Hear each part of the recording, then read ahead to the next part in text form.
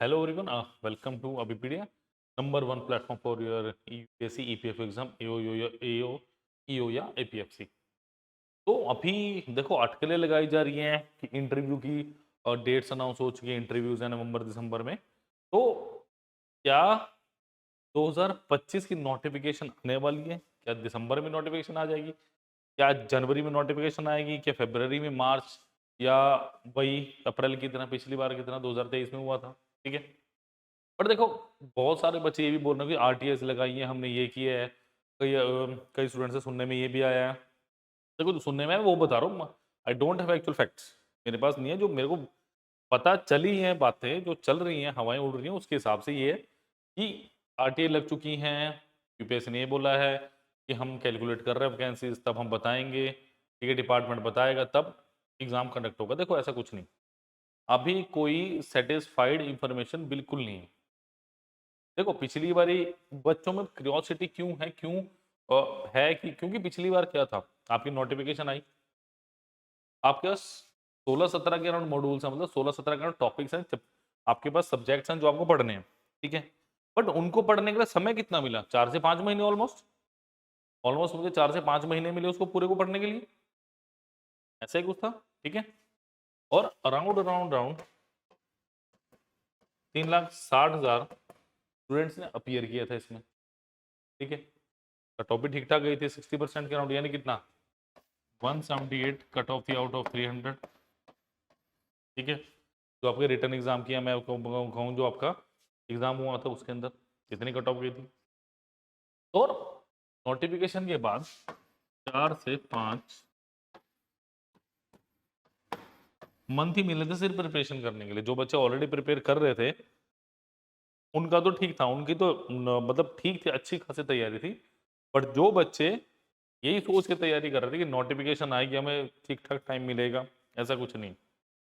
तो इसका मतलब क्या है, इनडायरेक्टली यूपीएससी ने बोला कि तैयारी शुरू रखिए, अपनी तैयारी को मत छोड़िए। जिन बच्चों का पिछली बार थोड़े बहुत मार्क्स की वजह से या कुछ गड़बड़ की वजह से नहीं हुआ, नहीं आ पाया इंटरव्यू में नाम, या वो आगे नहीं बढ़ सके, तो उनके लिए साफ साफ मैसेज है कि आप तैयारी करिए, आप केपेबल हैं, आप कर सकते हैं। बट नहीं कर रहे तो दैट इज योर प्रॉब्लम, ठीक है। एक्चुअली में देखो होता क्या है, आप तैयारी तो कर रहे हो but what is the right mode for preparation? 2025 में कब नोटिफिकेशन आ सकती है, इसकी भी थोड़ी चर्चा करना चाहूंगा मैं। बट मैं सिर्फ यही पूछूंगा, what is the right mode of preparation? क्या सबसे अच्छा मोड मेरे पास यही है कि जब एग्जाम आए मैं तैयारी शुरू करूं? नहीं, that is the big fault for failure, of failure. आप कह सकते हैं that is the big reason, fault कहना गलत होगा, big reason for failure in a exam like UPSC PFO. क्यों? क्योंकि देखो इतने बड़े एग्जाम की तैयारी आप इतने टाइम में कर ही नहीं सकते, क्योंकि किसी बच्चे का कोई टॉपिक स्ट्रांग होता है, किसी बच्चे का कोई टॉपिक स्ट्रांग होता है, सारे टॉपिक किसी के स्ट्रांग नहीं होते। 4 से 5 महीने में आप सिर्फ सिलेबस को ओवरव्यू कर सकते हो या आप रिवाइज कर सकते हो अच्छे से। जैसे कि मैंने बोला, आपके पास 15 से 17 मॉड्यूल है, मॉड्यूल बोलो आप, टॉपिक्स बोलो, जो आपने प्रिपेयर करने हैं, ठीक है, जो आपने प्रिपेयर करना है। तो ये 16 से 17 टॉपिक्स या मॉड्यूल्स क्या हवा में तैयार हो जाएंगे? तो बताइए, कोई हिंदी मीडियम का स्टूडेंट भी तैयारी कर सकता है ना, कोई कॉमर्स बैकग्राउंड का भी कर सकता है, कोई नॉन कॉमर्स वाला भी करेगा। तो क्या रीजन है इसका? सबसे बड़ा देखो, सबसे बड़ा रीजन क्या है कि जब आप नोटिफिकेशन आएगी ना, जब आप इस फॉर्म को भरने लगे, मतलब जब आप फॉर्म भरने का मतलब है इसकी तैयारी आपने जब शुरू की, देखो it is the right time, right time. Right time क्या होता है एग्जाम की तैयारी करने का? कोई राइट टाइम नहीं होता। अभी सही समय है। रीजन क्या है? अभी नोटिफिकेशन आने में थोड़ा सा समय है। मैंने जैसे कि बात की, चर्चा करूंगा कि कब तक नोटिफिकेशन आ सकती है, बट जब तक हाथ पे हाथ रखे तो बैठ नहीं सकते, है ना। हम ये तो तैयारी नहीं कर सकते ना कि आएगा तो फटाफट लग जाएंगे, ऐसा कभी भी नहीं होगा। आप ऐसा कर सकते हैं, देखो जो आपके जो आपको देखो सबसे पहले सिलेबस को जानो, ठीक है। फिर बच्चे कहते हैं सर जब तक क्या करें? भाई करना कुछ नहीं, तैयारी में लगे रहो, डे बाय डे लगे रहो। आप अपने सिलेबस को देखिए, उसके बाद क्या कर रहे हैं? इस सिलेबस को आपने देखा, सिलेबस के बाद आपने इंपॉर्टेंट टॉपिक्स को पिक किया। इंपॉर्टेंट टॉपिक देखो, बच्चों की एक और मेजर गलती होती है। बच्चे मुझसे अभी से पूछ रहे हैं सर करंट अफेयर्स कब से स्टार्ट करें? सपोज करो आपने मई में आपका एग्जाम आया ना, मई में या अप्रैल में आपकी नोटिफिकेशन आती है, मार्च में आती है, 4 महीने के बाद एग्जाम। तो अभी के करंट अफेयर करके फायदा क्या है? करंट अफेयर तो उसी टाइम करना, करंटली एग्जाम आने के 1 डेढ़ महीना पहले तैयार करना शुरू करना, तब तैयारी अच्छी होगी। करंट अफेयर के पीछे अभी टाइम मत वेस्ट करना अपना फालतू का। समझ आ गई बात? और भी बड़े सारे टॉपिक्स है मेरे पास, पूरी लिस्ट है, ठीक है। तो आप क्या कर सकते हो, आप इंपॉर्टेंट टॉपिक्स को मार्क कर सकते हो, ठीक है। इंपॉर्टेंट टॉपिक मार्क करके क्या करो, आप ज्यादा ना करो, 6 से 7 मॉड्यूल, इतनों की तैयारी कर लो। आपका इंडस्ट्रियल रिलेशनशिप हो सकता है उसमें, ठीक है। आपके बड़े सारे टॉपिक्स हो सकते हैं उसके अंदर, और भी हमें बात करेंगे, ठीक है। अकाउंटिंग्स हो गया आपका, ऑडिटिंग हो गया आपका। तो इस तरह के टॉपिक्स जो डिफिकल्ट हैं, इस तरह के एग्जाम में क्रैक कर रहे हैं, ठीक है। देखो हाँ, कई बच्चे ये भी पूछ रहे हैं, सबसे ज्यादा जो दिक्कत आ रही है ना मॉडर्न हिस्ट्री में आ रही है।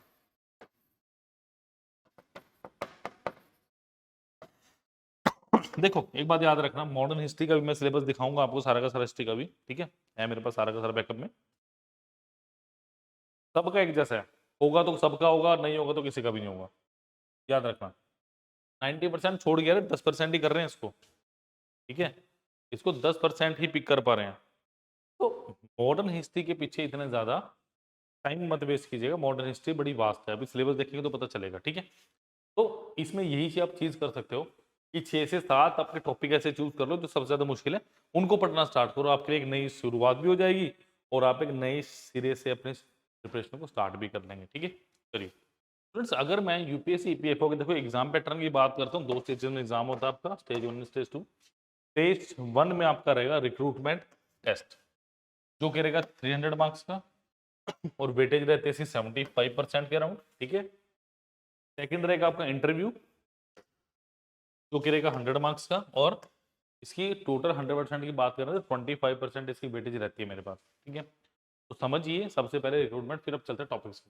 चलिए, तो यूपीएससी ईपीएफओ रिक्रूटमेंट टेस्ट की अगर मैं बात करूं, जो मेरा ऑब्जेक्टिव टाइप पेपर होता है, all test will be of the test will be of 2 hours duration, all questions will carry equal marks, the test will be objective type questions with multiple choice of answers, the medium of test will be both Hindi and English, तो Hindi English दोनों आपको languages में test मिलने वाला है। There will be penalty for wrong answers. Every wrong answer will carry a deduction of 1/3 of the mark assigned to that question. If no answer is marked for a question, there will be no penalty for question नहीं किया तो कोई answer नहीं, answer दिया तो number नहीं कटे, ठीक है। अगर क्वालिफाइंग मार्क्स की मैं बात करता हूँ, the interview stage in this exam involve minimum qualifying marks, और क्वालिफाइंग मार्क्स की बात करें, ठीक है, जनरल कैटेगरी के 50 क्वालिफाइंग मार्क्स हैं, ओबीसी के लिए 45 है, और एससी एसटी एंड टीएच के लिए 40 क्वालिफाइंग मार्क्स मेरे पास रहने वाले हैं, ठीक है। चलिए, UPSC PFO syllabus for recruitment test. अब देखिए सबसे पहले जनरल इंग्लिश, इससे फिक्स क्वेश्चन है, 18-20 क्वेश्चन से आने आने ना, हर बार लगी रहे ऐसा कुछ। इंडियन फ्रीडम सर्कल हो गया आपके पास, current event and development issues हो गए हैं, इंडियन पॉलिटिकल इकोनॉमिक्स हो गया है, general accounting principles, industrial relation and labour laws, general science and knowledge of computer applications, general mental ability and quantitative aptitude and social security in India, ठीक है। हम सबसे पहले बात करें जनरल इंग्लिश की, क्या आएगा सबसे पहले? Phrase replacement, reading comprehension, sentence completion, para completion, cloze test, error spotting, filling the blanks, para jumbles, phrases and idioms हो गया आपके पास, स्पेलिंग होगी आपकी, एंटोनिम एंड सिनोनिम। देखो इंग्लिश को करने का सबसे अच्छा तरीका है बी ए गुड रीडर, एक अच्छे तरीके से रीडिंग हैबिट डालिए और करिए, न्यूज़पेपर पढ़ना स्टार्ट करेंगे, वहां से करंट अफेयर तो तैयार हो ही रहे हैं, साथ के साथ आपकी इंग्लिश की तैयारी भी काफी कुछ वहां से क्लियर हो जाएगी आपकी, ठीक है। नेक्स्ट देखिए, इंडियन फ्रीडम सर्कल की बात करें, British extension, the Carnatic wars, invasion of Bengal, आपके पास मैसूर हो गया, फिर ब्रिटिश एक्सपेंशन हो गया, आपके पास एंग्लो मराठा वॉर्स हो गई, regulating and Pitt's India act हो गया, ठीक है, उसके बाद ब्रिटिश राज, ठीक है। अब अर्ली अपराइजिंग की बात करें तो क्या दिए, 1857 रिवोल्ट, रीजंस इसके करेक्टर्स हो गए, ठीक है, कोर्स एंड रिजल्ट हो गया, Indian freedom struggle the first stage, growth of national, आपके पास consciousness, creation of associations, establishment of the Indian National Congress and its more moderated stage, Swadeshi movement हो गया, इकोनॉमिक नेशनलिज्म हो गया, the development of extremist and the split of Congress, the policy of divide and rule, Congress league pact of 1960। ये कुछ important topics हैं, but history के question कहाँ से कैसे आएंगे किसी को भी नहीं पता होता। तो ठीक है, अभी हिस्ट्री करनी हो कर लो, बट मेरे हिसाब से भी करना ठीक नहीं है। इसके इंपॉर्टेंट पार्ट्स ही प्लीज करिएगा, ठीक है। सिविल डिसओबीडिएंट हो गया, आपके पास द खिलाफत मूवमेंट हो गया, नॉन कोऑपरेशन मूवमेंट हो गया, क्विट इंडिया मूवमेंट हो गया, another stand in the national movement, revolutions हो गया, revolutionaries Subhash Chandra Bose and Indian national army, ठीक है। Current event and developments, current, ये करंट अफेयर से बात चल रही है, करंट अफेयर की हिस्ट्री वही तक था, ठीक है। Current events basically refer to as the daily current affairs that are important for the exam point of view. तो ये न्यूज़पेपर रीडिंग जो मैंने भी बताई ना, ये इसी के लिए इंपॉर्टेंट है आपके पास, ठीक है। Developments issues are confined to the, देखो स्कीम्स हो गया, आपके पास लॉज हो गए नए बने हैं तो, ठीक है, मोटी मोटी बात बताता हूँ मैं। आपके पास गवर्नमेंट से रिलेटेड कुछ हो गया, कॉन्स्टिट्यूशन से रिलेटेड कुछ नया हुआ है तो आपकी योजनाएं होगी, पॉलिसीज होगी, ठीक है, जो बेटरमेंट हो सकती है किसी लिए पब्लिक के लिए, वो सारी चीज़ें आपके एग्जाम में आ सकती हैं, ठीक है। नेक्स्ट देखिए इंडियन पॉलिटी, कॉन्स्टिट्यूशन हो गया, historical, underpinnings, evolutions, features, amendments, amendment से क्वेश्चन काफ़ी हद तक आने के चांसेस रहते हैं। Function and responsibility of the union and the state, relationship इनका पूछ सकते हैं, parliament and state legislature, structure, functioning, the conduct of businesses powers and privileges and issues arising out of these, welfare schemes होगी आपकी, ठीक है, और आपके सेंटर एंड स्टेट, ये जैसे मैं बोल रहा था, ठीक है। These schemes important aspect of governance, transparency and accountability, e governance, application थोड़ा आ सकते, लिमिटेशंस आएगी, ये सारी चीज़ें यहाँ पे पूछी जा सकती हैं। तो बेसिकली पॉलिटी से एक अच्छा खासा सिलेबस आपका तैयार होता है, ठीक है। चलिए next is Indian economy, growth and development हो गया, मैक्रो एंड माइक्रो इकोनॉमिक्स, ये इंपॉर्टेंट है, ठीक है। Micro macro balance, distributive impact of economy policies, inclusions, ठीक है, टाइप्स, फाइनेंशियल इंक्लूजन, अच्छा, फिजिकल पॉलिसी, यहाँ से क्वेश्चन बनने के चांसेस रहते हैं आपके। कंपोनेंट्स हो गया, रेवेन्यू एंड कैपिटल अकाउंट्स हो गया, टैक्स रेवेन्यू हो गया, एक्सपेंडिचर बजट, ठीक है। General accounting principle, analysis and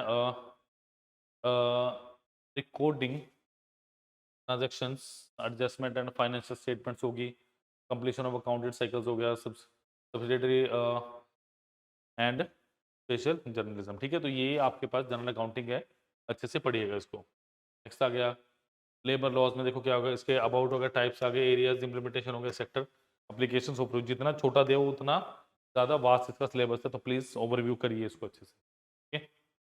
types में बहुत है, रिलेशनशिप के, IRC bill, model of labour reforms, computer applications की बात करें, डाटाबेस हो गया, ओएस हो गया, आपका मैनेजमेंट हो गया, डाटा स्ट्रक्चर हो गया, डाटा कम्युनिकेशन हो गया, कंप्यूटर नेटवर्क्स, ये सारी चीज़ें पूछी जा सकती है। इनपुट आउटपुट डिवाइसेस से भी क्वेश्चन आ सकता है। अगर बात करेंगे एप्टीट्यूड की, आपका नंबर सिस्टम हो गया, परसेंटेज हो गया, profit and loss, average ratio, compound simple interest, compound, पूरा अर्थमेटिक, मतलब पूरा अर्थमेटिक आपके पास आ रहा है यहाँ पे, ठीक है। मेंसुरेशन से भी बार क्वेश्चन पूछ लेते हैं। डाटा इंटरप्रिटेशन हो गया, आपका चार्ट्स हो गए, टेबल्स हो गए, data sufficiency, syllogism, puzzles and more, ठीक है। General science, physics, chemistry and life science, अब लिखा तो इतना ही हुआ है, बट सिलेबस तो बहुत ज़्यादा वास्ट है, देखिए इसको भी अच्छे से, ठीक है। चलिए, social security in India, what is social security, history of social security हो गया, सोशल सिक्योरिटी इन इंडिया, आपके पास कॉन्स्टिट्यूशनल प्रोविजंस हो गया, आपके पास सोशल सिक्योरिटी लॉज हो गया आपके पास, ठीक है, स्टेट इंश्योरेंस, और 1948 ESI एक्ट हो गया आपके पास, 1961 MB एक्ट हो गया आपके पास, payment of gratuity, 1972 PG act, ये सारे एक्ट्स वगैरह सोशल सिक्योरिटी में आपसे पूछे जा सकते हैं, तो इनको अच्छे से करिए। क्लियर? चलिए, तो यूपीएससी ईपीएफओ अगर 2025 की मैं बात करूं स्टूडेंट्स, देखो 2022 में सबसे ज्यादा किसकी सिलेक्शन थी हमारी, कितनी, 210 नंबर ऑफ सिलेक्शन थे हमारे पास। समझ आई बात, कितने सिलेक्शन थे, 210 नंबर ऑफ सिलेक्शन थे हमारे पास। तो स्टूडेंट्स एक बिग अचीवमेंट है, ठीक है। और आपको देखिए 2025 का जो यूपीएससी ईपीएफओ का कोर्स है, क्योंकि 2025 में उम्मीद है कि पहले 4 से 5 महीने में नोटिफिकेशन हमें देखने को मिल सकती है, दैट इज द समराइजेशन, ठीक है। फीचर्स की बात करूं, बट कोई कंफर्मेशन नहीं है कि अप्रैल मई तक आ जाएगी, बट उम्मीद ही लगाई जा रही है। लास्ट टाइम भी कुछ ऐसा ही हुआ था, इस टाइम में भी हो सकता है, ठीक है। रिकॉर्डेड क्लासेस मिलेंगे आपको, वेब नोट्स एंड पीडीएफ्स मिलेंगे, टेस्ट सीरीज मिलेगी, डाउट सेशंस हो गए, फ्री मेंटरशिप हो गए, 7837773651। इस नंबर पर स्टूडेंट्स आप कॉल भी कर सकते हैं, इस नंबर पे आप व्हाट्सएप भी कर सकते हैं। क्लियर? और ये वो लिस्ट है जो बच्चे सिलेक्ट हुए थे 210, मैं चाहूंगा आपका भी नाम यहाँ पर हो, ठीक है। चलिए नेक्स्ट आपको दिखा दूं मैं एक कुछ आपके काम की चीज़। चलिए अभी beta.abhimanyu.com पे जाएंगे, इसका लिंक डिस्क्रिप्शन बॉक्स में भी दिया हुआ स्टूडेंट्स आपको डायरेक्टली, ठीक है, हर चीज़ का। ना मिले उस नंबर पर कॉल कर सकते हैं, वीडियो के नीचे कमेंट भी कर सकते हैं आप, ठीक है। देखिए prepare for EPFO interview with Abhipedia, interview resources eight Abhipedia, personal question bank, mock interviews हो गए, और आपके पास लेक्चर्स हो गए, ठीक है। तो नो मोर। अब देखिए वीडियो कोर्सेज में जाएंगे, यहाँ पे सारे के सारे कोर्सेज आपको देखने को मिलेंगे, जितने भी ईपीएफ से रिलेटेड कोर्सेज सब आपको यहाँ पे देखने को मिलेंगे। क्लियर? तो please please please like share subscribe करना मत भूलिए, और सारे सारे लिंक डिस्क्रिप्शन बॉक्स में प्रोवाइडेड है। Thank you students.